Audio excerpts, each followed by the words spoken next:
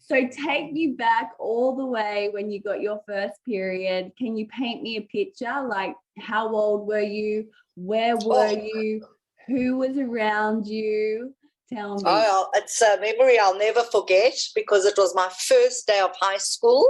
Okay. And I was in boarding school, and you literally came in on the Sunday night as a new student, as a standard 6, we called them then, grade 7, grade 8, and that first day of high school, you don't know where anything is, you don't have any friends. Well, I had one friend, and felt something wasn't right, and we had brown uniforms and brown nylon panties, like this polyester nylon blend. They were hideous.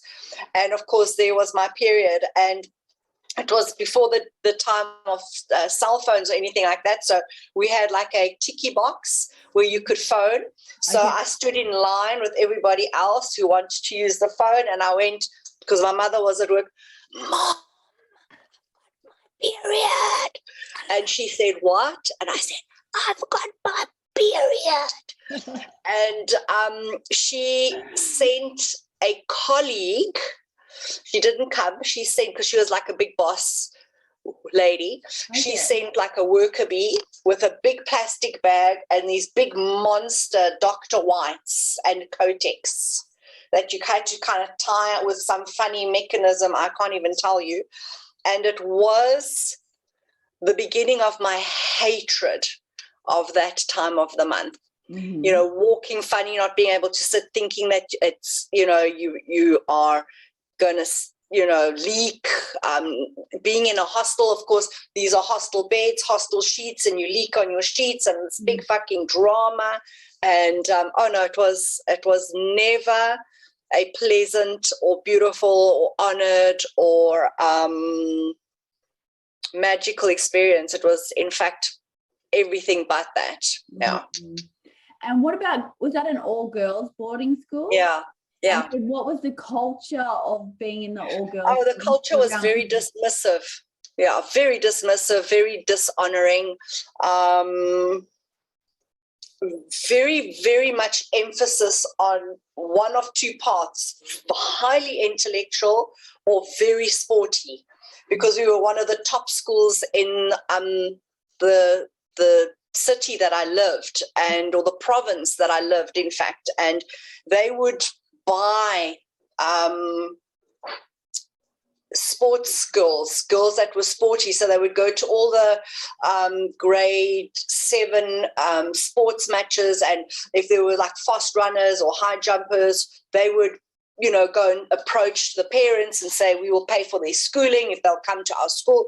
So if you fell in this middle ground of being highly artistic and an empath and English, because it was an Afrikaans school as well, because my mother wanted us to be completely bilingual, I was the fucking octagonal peg in the triangular hole. I didn't fit into that school at all, and I was constantly in trouble. So I was never a troublemaker. It was just the fact that I breathed the wrong oxygen compared to them, and so it was this very almost masculine energy of competitiveness and sportiness, and on the one side, and then this other side of, and I was very sporty, but I wasn't sporty enough, I wasn't good enough, I was in the middle ground. And then this other side of like really being studious and a student, and that wasn't me either, because I was totally ADD, but it wasn't we didn't have those terms for who I was at that point, and so it was not a soft and nurturing space on any level. Yeah. And as young women, you didn't band together around the period or anything like? Oh no. Oh no. Oh. That was never my reality at any point.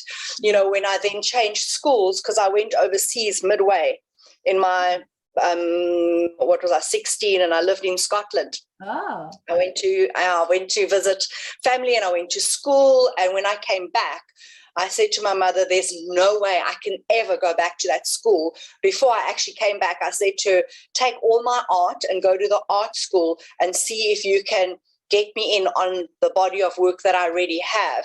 Mm-hmm. And so when I came back, I went and did an entry exam, and I got in.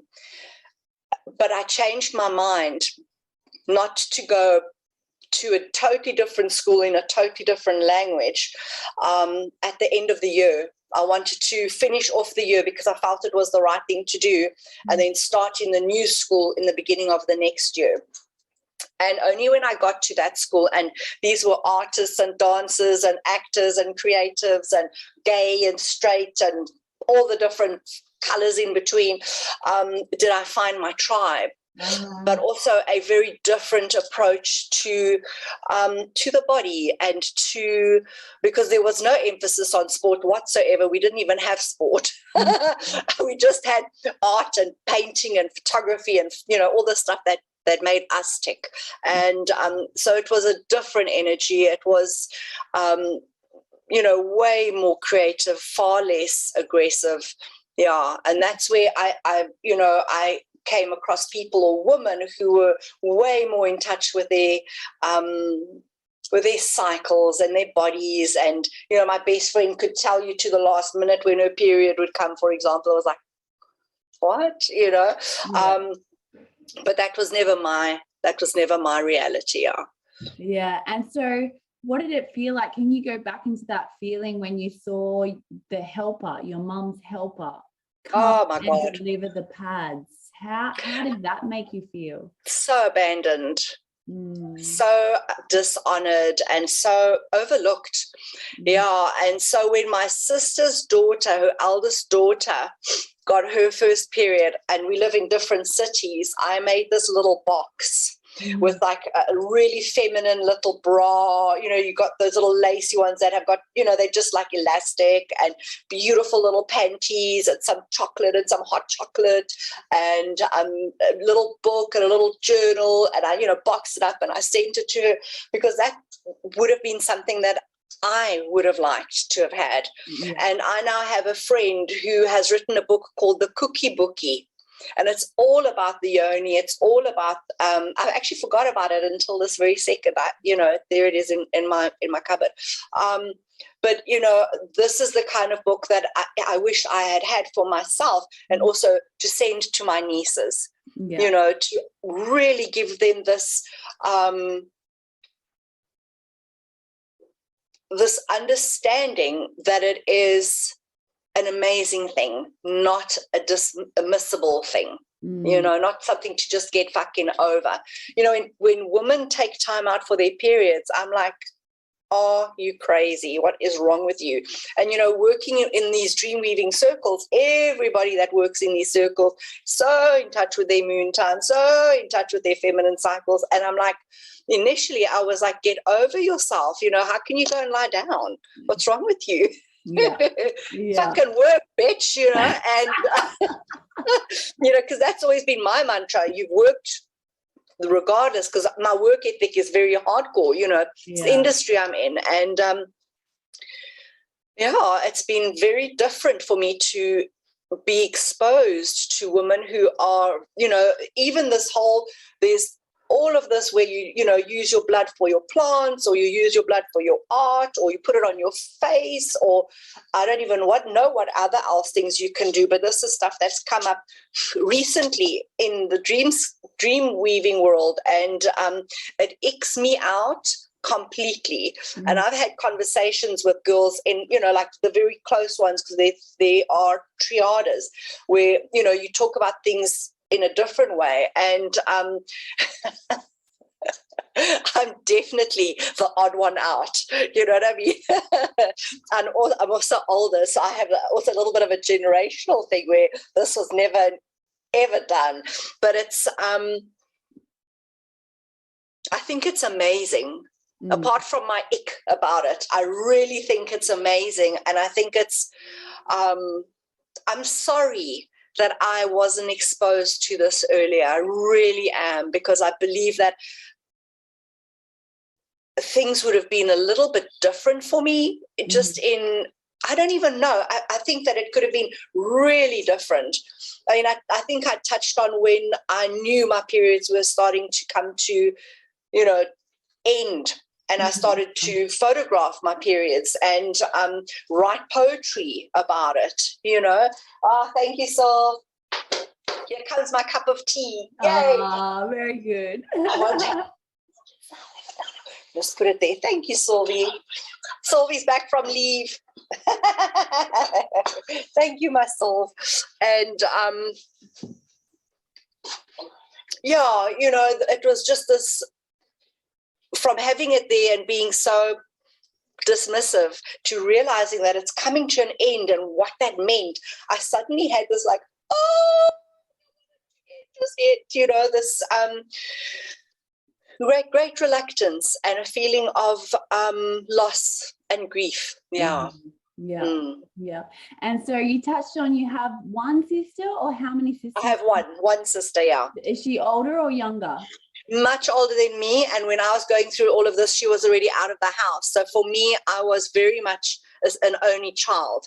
Okay. I didn't have that experience. Only now, and we live together now, do we, have that. Yeah. Oh, yeah. Really? Wow. Yeah. Okay. Amazing. Yeah. Wow. That's incredible. And so can you take me back to your first period again, like before that time? Had your mum been open with you in any conversations around your period that this was coming up for you? Yeah, I mean, the only thing that I could really remember was I have a gay cousin, and my mother's very, very close to him, and he would spend a lot of time visiting my mom. She basically adopted him, really, and I remember she was gonna go overseas. She went overseas a lot. And my mother was a very unusual woman for her time in South Africa. And he came to visit, and they were talking about the flight because he was a steward. And she went, "Oh God, I've just got my period," and kind of went like, "Oh," she kind of said that in front of me, like, "Oh," and kind of shooed me out the room. But she could talk to him about it. Okay. Yeah. And why do you think she couldn't talk to you about it? Do you know? Have you? Children didn't have access to that kind of knowledge. Okay. For her it was a very private thing. Like, you didn't talk about sex, you didn't talk about it was quite a conservative home, even though in many ways she was wildly eccentric and liberal, but there were certain things that she didn't really touch on. Yeah. Okay. And so you were in boarding school. Was that full time every day of the week until holidays? Yeah. Okay. And so the helper came and delivered pads. So when was your next conversation with your mum? Did you ever have any more conversations during your teenage years? No. Nothing. Zero. Yeah. I decided to not use pads, and I got myself tampons because I couldn't stand the pads. We never spoke about it, ever. Okay. 100% never. Yeah.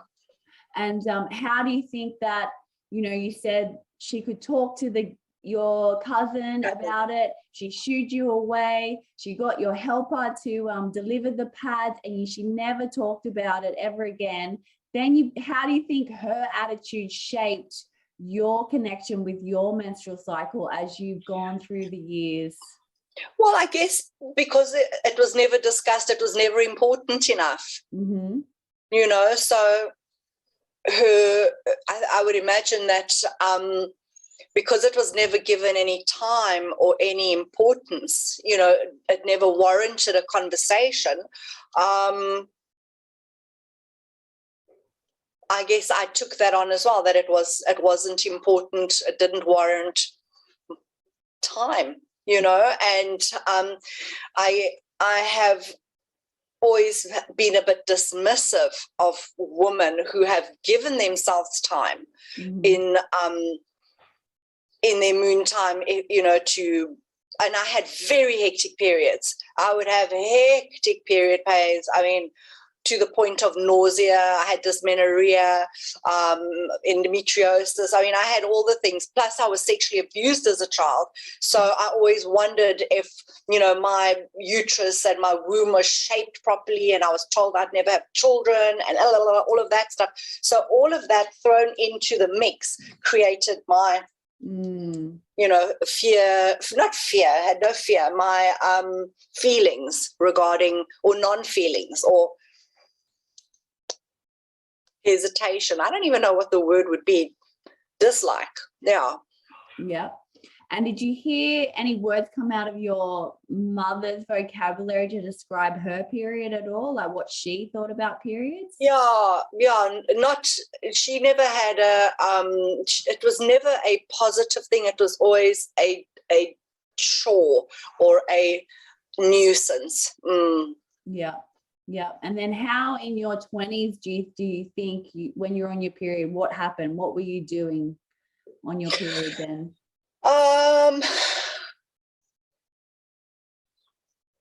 In my 20s, I was very sexually active, and I was in a gay relationship, and I also had relationships with men. So, periods are always very interesting around that. If you want to be intimate, how do you deal with your periods? And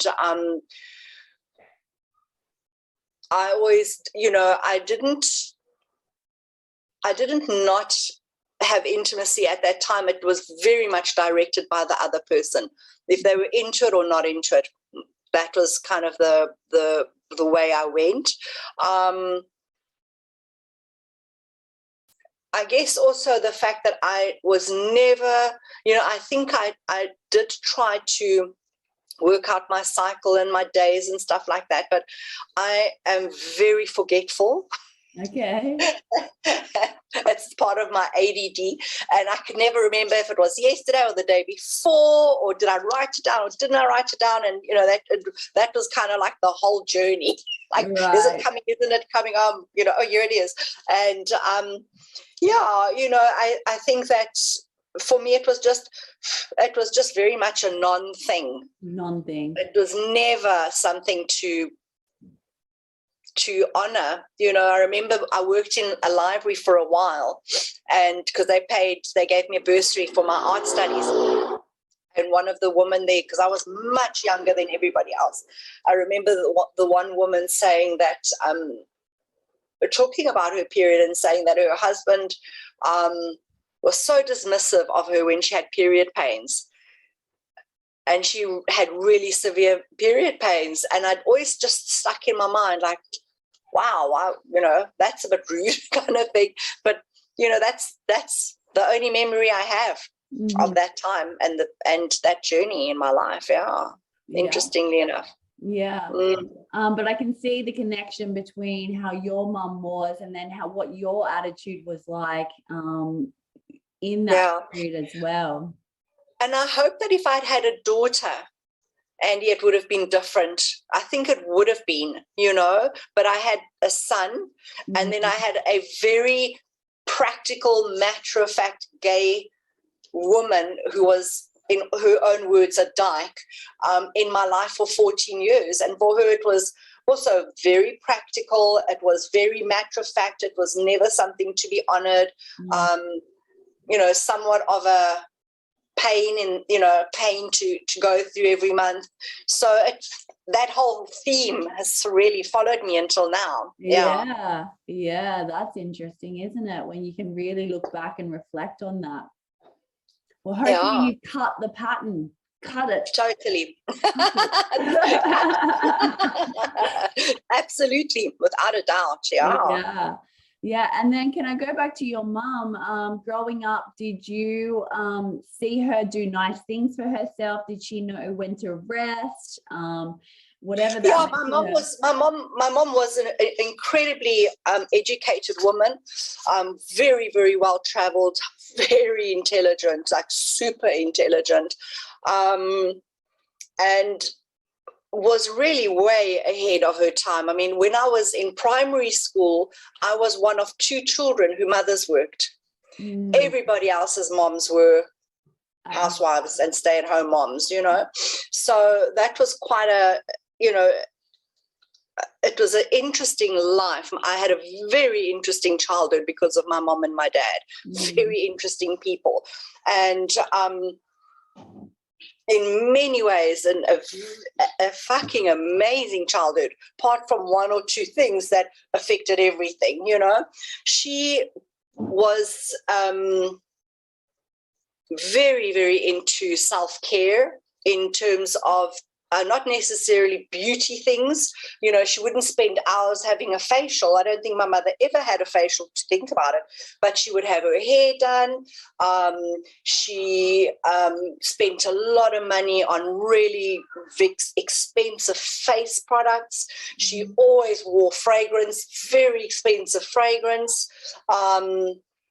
Loved shopping, you know, very indulgent with books. And I mean, I've just bought myself 3 books this morning and had my toenails done, you know. So I also have that where, you know, she very much took time for herself. Okay. Yeah, without a doubt.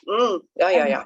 Where do you think you get your busyness from, where you had the attitude, hey girl, why are you like resting on your period? Keep going. Where do you think that came from? My mother was very busy. So she would, you know, she would read. She didn't just do nothing. She read a lot, but she also did a lot of stuff. She was very craftsy. So she had her own big craft room. I mean, I didn't know anybody who did this stuff. She did mosaics, leather work. She did beading. She was the most astonishing embroidery artist. I mean, she was phenomenal. Zero self-esteem, though. Could not show anybody her stuff. You know what I mean? It was like, and for me, because I work in a restaurant, and the way that our restaurant is structured is it's either I'm there or my business partner's there. So if it's her day off and I've got a period pain, fuck that, you go to work. Or if it's her day off and I crack my knee, tough luck. You know, so in the 21 years we've worked together, I can kind of count the days that I've not been at work. And one of them was, 4 years ago now, where I got pneumonia and I actually had to go to hospital. And in hospital, I got my period from nowhere. From not having my period for 18 months, I got my period. It was very interesting. And when I hurt my back, so it's kind of like, I think 2 or 3 times that I've not been at work. So do you think you also attracted a business partner? Oh my God, yes. Yeah, that's interesting, because she's a female, isn't she? Yeah, and she's a midwife by training. Oh. And yeah, and very, you know, very black and white, absolute black and white. There is no middle ground. There are no shades of gray or any rainbow colors. It's this or it's this. So it's been a huge issue in my life, 21 years. I feel like I've been tormented for 21 years. No joke. Yeah, how interesting that you've attracted her in your life as well. That's really interesting. Yeah. Okay. Yeah. And if we talk about femininity as being the characteristics of like openness, cooperative, nurturing, going with the flow, intuitive, creative, how in touch do you feel with your femininity now? About a 10 out of 10. Okay. Yep. Okay, let's go back maybe 10 years ago. Do you think it was like that? Yep. You feel like that? That's awesome. Yeah. And so tell me, in your personality, with that definition I just gave you, what comes out for you of your personality that's in the feminine traits?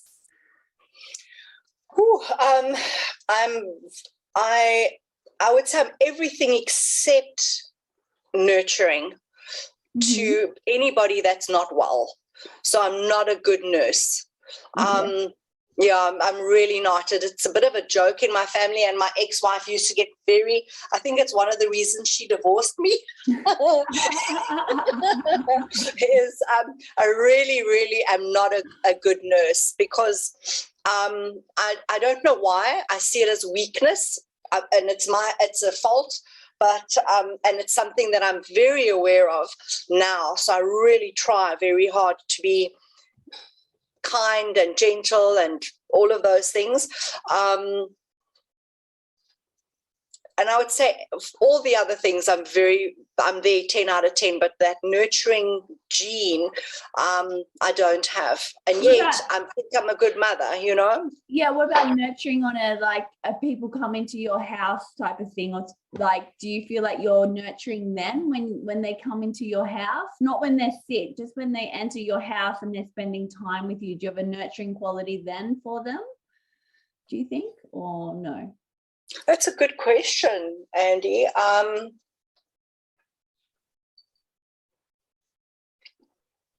I love being around people, but I'm very, very much an introvert. So I have both qualities very extremely wild out there, seeing them. I mean, I know everybody. If you had to move to South Africa, I would connect you to everybody you ever needed to be connected with. I'm a phenomenal connector. It's a gift.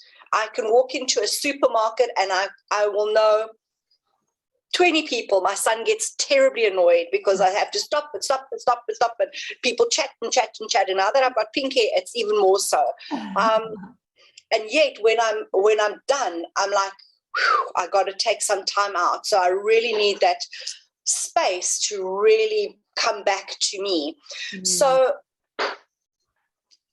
I used to really entertain a lot, and it gave me great pleasure to do very big, serious dinner parties, starter, main course, dessert. I'd be in the kitchen. My people were sitting at the table.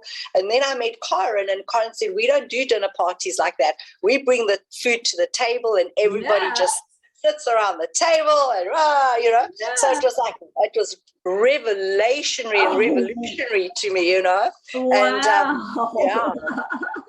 yeah, absolutely. And so we entertained a lot up until really us getting our dogs, because our dogs are real little barkers and it's very annoying.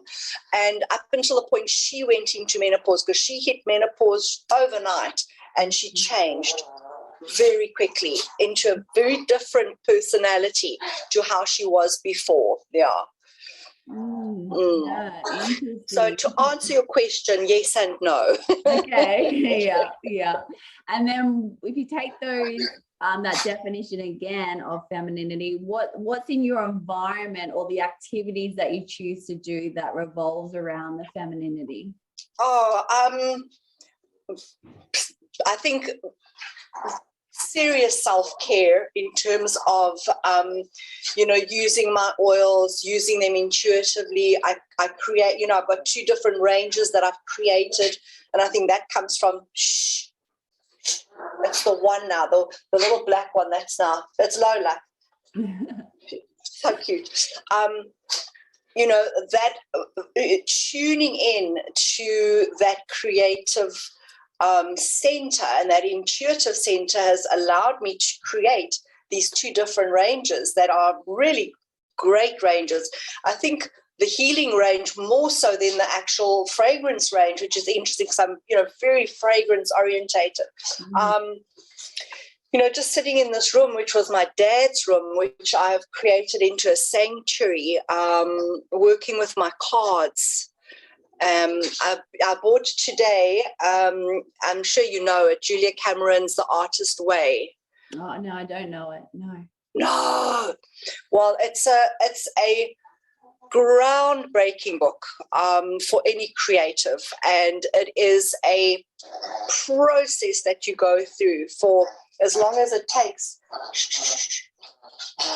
Sorry, this can happen when they get too excited. Come here. It's like a hiccup, but it's a backwards hiccup. It's okay, calm down. Here we go. she does it a lot. What about your That's so nurturing qualities to your dog? Yeah, there you go. Yeah. There you go. I've got a nurturing spark after all. Yeah. Oh, I didn't know it until this moment. I always thought I was this cold, heartless bitch. But I'm not. That's all right. That's all right. I'm going to hand her over to my son quickly. Come on, boy. Come. Come on, come on, come on. Come on, you people. Come here. Can you take her?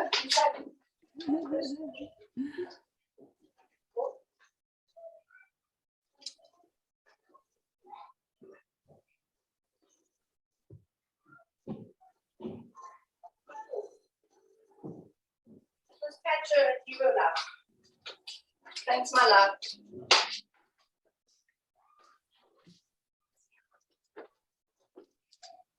Thanks, Andy. Where were we? Oh, sorry, I got caught off guard because I saw you nurturing your who was that? Which one? That was Willow. Willow, and I'm going, oh, I can see you're nurturing all the time. What are you talking about? Oh, it's funny. Maybe I've taken that on and it's not true. Yeah, Yeah. for sure. And you've got four Yeah. little dogs and 3 cats. Come on, you got a family there of love that needs your nurturing. That's very true. That's very true. We're talking about feminine activities that you do, and you were talking about your fragrances and the oils, and yeah. So I think that's very feminine.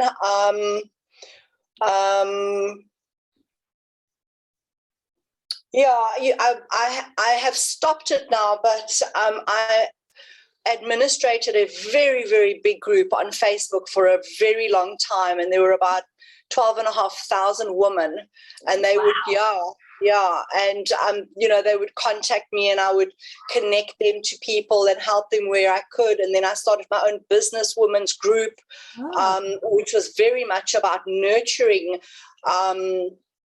and mentoring women, and I headed that up for a long time. And then I kind of stopped all of it just to focus on me, because I felt that for so long I was focusing on everybody out there and I wasn't focusing on me.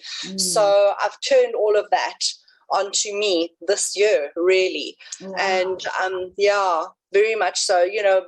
Getting divorced was a huge catalyst. My dad dying was a huge catalyst. But I think, the reclamation of me is my theme for this year. Yeah. Yeah, I understand. And so if we take that definition again of femininity: openness, cooperative, going with the flow, intuitive, that is some of the things that come up for me. But it could be your definition, using similar vocabulary. How do you think your mother's femininity shaped your femininity?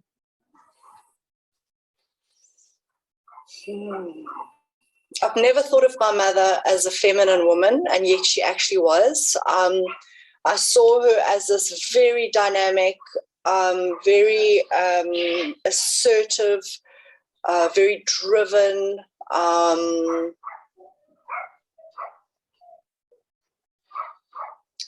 head of the household, because she was definitely the stronger of my two parents. She was the one we were all shit scared of, and my father was the one that we would get things past that wouldn't get past my mom, So I've never really thought of her as feminine, and yet she was actually very feminine. Every morning she had this huge big dressing table, and she would put on her makeup and her lipstick and put on her perfume and, beautiful undies, and, she always wore a petticoat, and, she always wore like dresses that were off the shoulder. She had very beautiful collarbones and shoulders, and she always wore like little strappy tops. And no, she was very feminine, actually, now that I think about it. Yeah. Okay, so that's the outside femininity. I'm talking about the inside. Was she open? Was she cooperative? Was she going with the flow? Was she intuitive? Yeah, there's a big difference there. No, I don't think, no, I don't think my mother was internally very feminine at all. Mhm. Actually, I think she was very,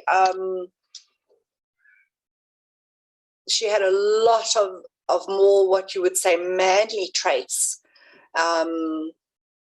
You know, the opposite. What is the opposite of feminine? Masculine. Mhm. So she would have, you know, way more masculine traits in terms of, yeah, you know, her traveling alone overseas when, you know, no other moms that I knew were doing that kind of thing, you know. She was, as far as I know now, relatively sexually liberated. And I think that she was quite out there in many ways, you know. Go with the flow. No, my mother was very difficult, definitely not an easy person, very, you know, all of us are damaged because of my mom, you know, bless her, but she had a lot of baggage. Yeah.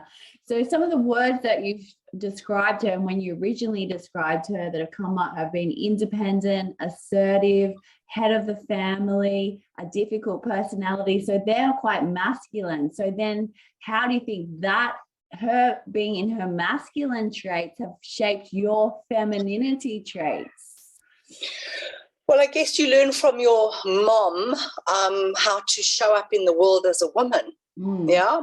Mm-hmm. You know, so I show up as very assertive, very out there, very much a go-getter. If something needs to happen, I make it happen.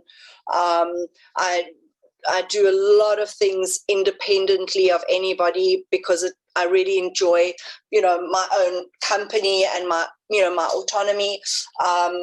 I get things started. I'm a great starter of things. You know, I bring people together and I get them going. In terms of my business, it's really, I've driven everything you see in the world is me. I've done it all, you know, so it's not, I don't wait for anything to happen. I make it happen. You know, me like getting hold of you, for example, you know, that's just part of my nature. And but the downside of that is that I burn out very quickly. And I get bored quickly as well, especially if people don't do what they're supposed to do. I'm not a good delegator. I will rather step in and do it myself than tell you for the third time that you've done it wrong, you know, to my standards if it's a work-related thing. And I've really had to work on that because everybody needs, and this is why dream weaving is so interesting, because each person within this little nucleus has their designated job, and you can't just tell somebody to fucking get on with it in this space. You know, you've got to come in and say, you know, what are you resisting and what's showing up for you, you know. So it's made me step back and be a lot more, you know, still get my message across, but in a different way, a way that's not offensive and I don't see myself as an aggressive person, but I want things to happen. I want things to be actioned and I want them to be done right. And I don't want to come back and have to check on you because that is really a waste of my time. And that is what has to happen in business all the time. You've got to go and check that people do their things, and it drives me bananas. And that's why my business partner is so good, because she is absolutely obsessive with everything. She'll go back and check that people have done it 250,000 times, you know. Drives me mad, but she'll do it. Whereas me, I'll do it once and then I get irritated and then I'll just do it myself. Yeah. And so I see like a lot of like, that could be a lot of you in there. I really see the Aries energy coming out so strongly, but I can still see a very big influence from your mother and how she was and what's, you know, been reflected in how you navigate life. So that's really interesting as well. Yeah. And so tell me, how do you think your relationship with your father shaped your attitude towards men? Well, my father was an incredibly gentle person, very absent in terms, my mother, I was like this with my mother. We did everything together. We went everywhere together. I was born very late in her life, and she didn't have a very good relationship with my sister, and the relationship with my brother was disastrous. My brother was a drug addict. So you have a brother? Yes, in the middle. Okay. Yeah. So, I spent a lot of time with older women, and, growing up, all my mom and her friends, and not that my mother ever brought people home. That never happened, but we would, there was a lot of social interaction out of the home. And with my dad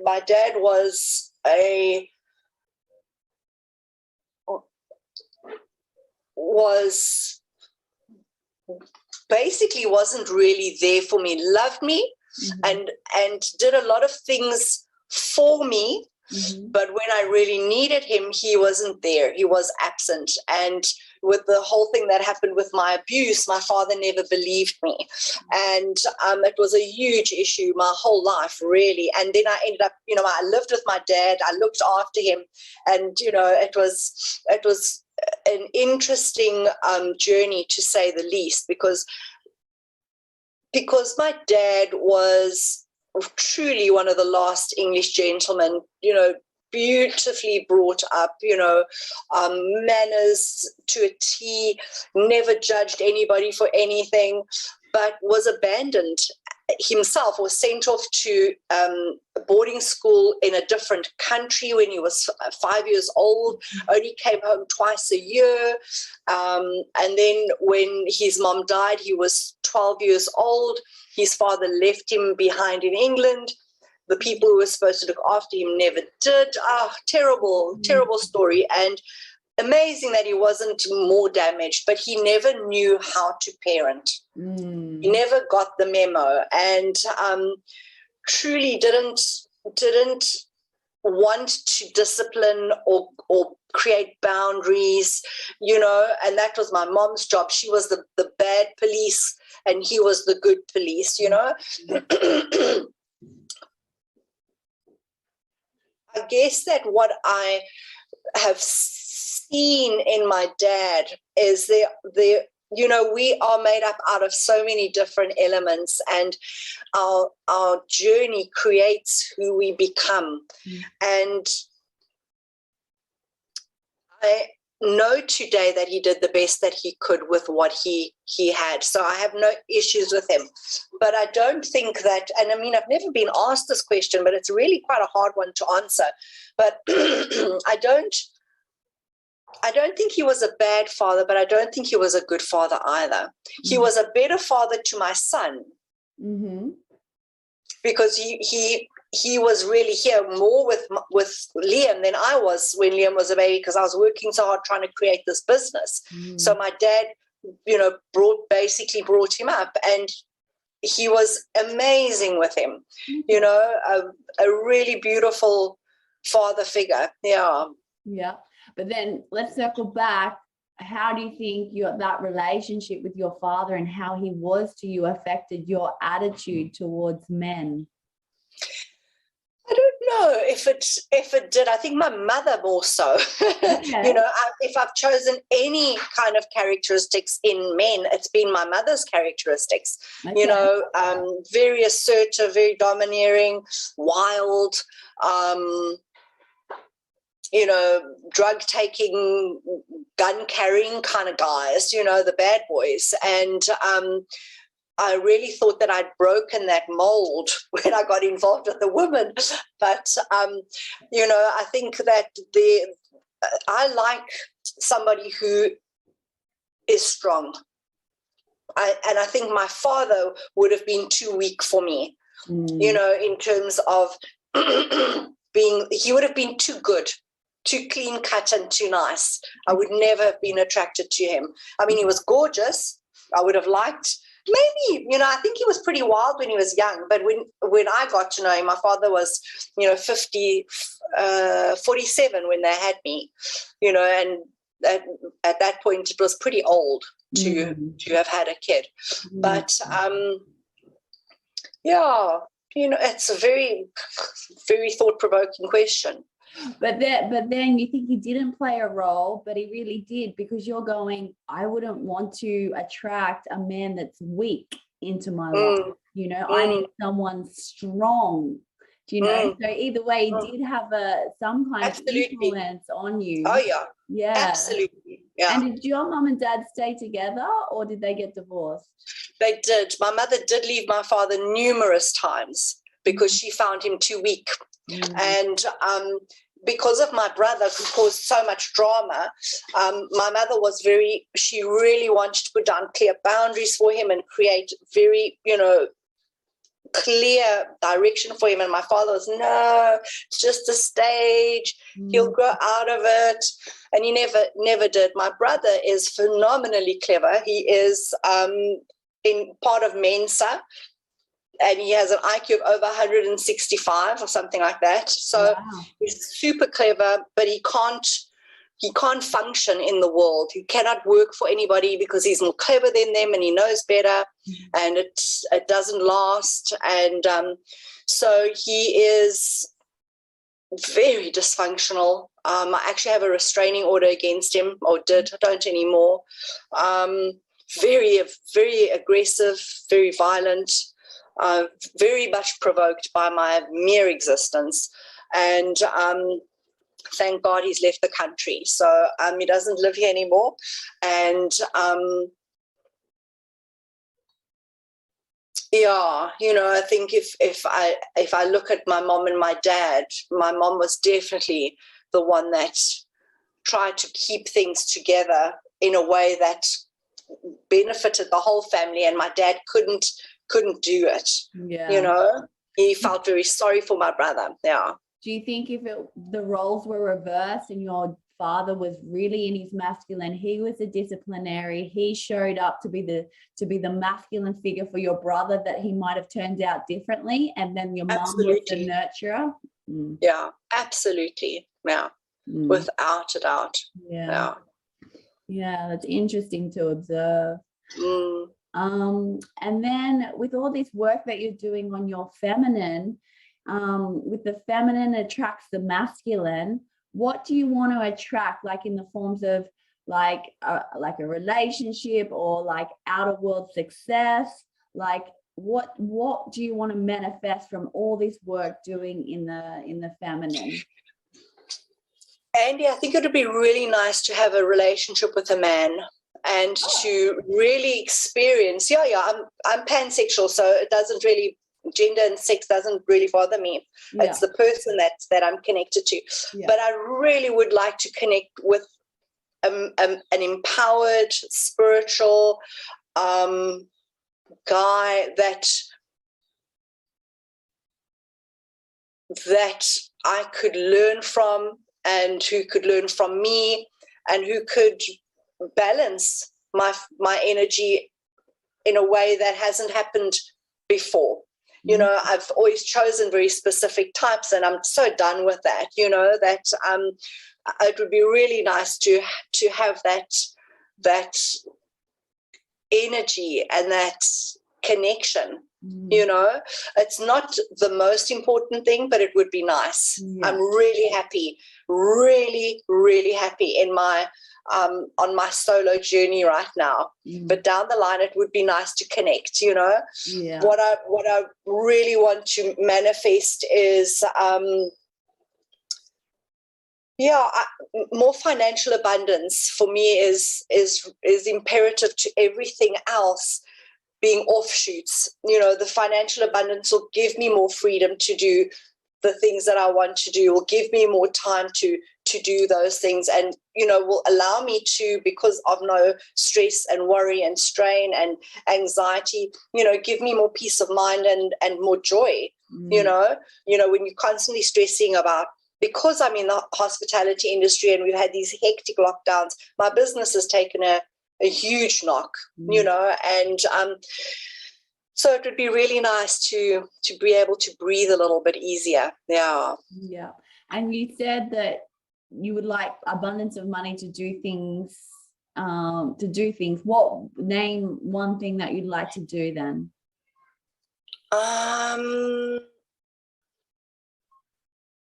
like to plant a garden, a really beautiful garden, and be able to maintain it, because I can't go into a garden and do all the things every day because of my work. So it would be nice to have somebody who would come in and help me garden and keep it tidy and make it beautiful and help me do the things, you know, that I'd like to do. The things that, you know, obviously I'd like to travel. That is I think it's on everybody's top 3 of things to do in the world, you know, but I'd really like to connect to the people that I've met over the last 2 years. Yeah. I really want to meet them in person and have meals and just spend time with them, because they've become really my tribe, you know, and go to those places where I know I've got, you know, that call me, that are important to me for whatever reason, you know. So Egypt, since I was a child, I want to go to Egypt. I really want to go to Venice, and I really want to go to India. So those are like the 3. My dad was born in India, so my link is there, you know. Wow, that's interesting. So, you know, those are things that are really important. The time, I really want to write. And I've had a huge block in my life since just after Karen and I got together. My writing did this, and I know why. I have to release those self-imposed ties that I've put around my writing. And that's why I bought the workbook that goes with the Artist's Way today. So you get the book and then you get the workbook.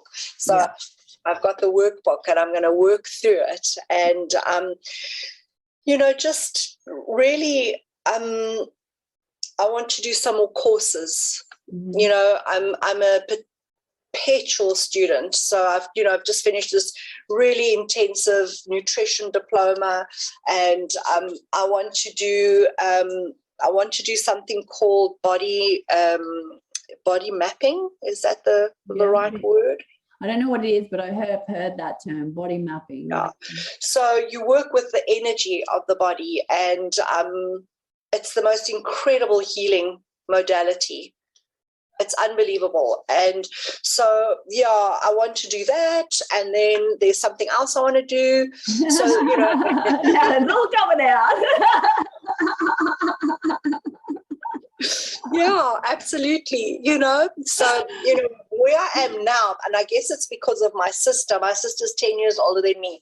She's talking very much about how we're going to negotiate old age and what are we going to do. And, you know, I've never like, what? But what's happening now is I'm really thinking about what can I set in place that can work while I'm not working. So, you know, what educational package could I put together online that could be something that somebody would want? You know, all the different healing modalities that I've done and all the different things that I've worked through, what could I create that I know would work? So that's just something that I'm working on at the moment. And there's a girl that's offering this online tutorial about how to do something like that, which is, you know, things come in your periphery when you need them. And I'm like really thinking about it because it's all in dollars, of course, and I'm South African and it's in rand and it's times 17, so it's really quite hectic. But yeah, we'll see. You know, it's meant to happen, it will happen now. Right. Yeah. And what about your restaurant business? Do you still see that in the next 5 years? You working there? I don't want to continue doing that forever. I actually really wanted to leave at the end of this year, but it's not feasible for me. And so what I'm doing is I'm putting into place structures for me to be able to leave. you know, doing healing at home, working from home, doing essential oil classes online, which is what I do. You know, creating workshops, because I really love that interaction one-on-one when I'm working with the oils and somebody gets it, like, oh, this really is doing this for me, because, you know, smell and oils do this amazing chemical thing in your brain. So yeah. Amazing life to look forward to. Yeah.